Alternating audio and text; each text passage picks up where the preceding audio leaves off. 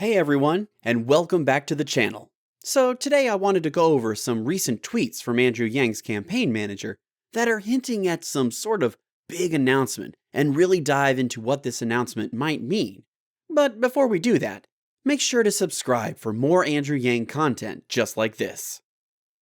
So, about a week ago, we were told that there would be a, quote, big announcement in 2 to 6 weeks. We have yet to hear anything about it yet.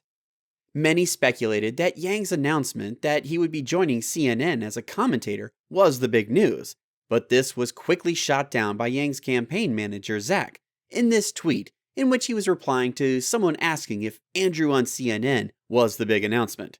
So, what is the big announcement?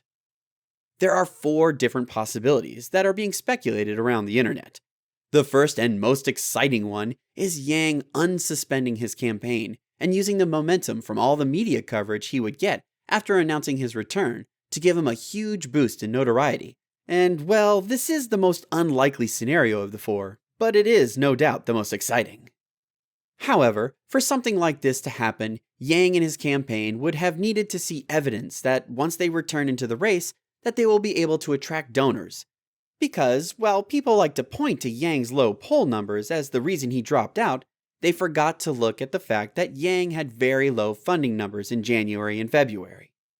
A week before the New Hampshire primary, Yang told his supporters that if they didn't reach their $2 million donation goal by the primary, that it would be over. They ended up only reaching half of what they needed, and this inevitably led Yang to dropping out. The next possibility could be a vice president announcement. This one is another one that seems to have a low chance of happening, as Yang has already stated that for him to endorse and become VP for any candidate, they would have to adapt universal basic income, and the only other candidate that has shown support in adapting UBI is Tulsi Gabbard, who has a slim chance of getting past the next few months.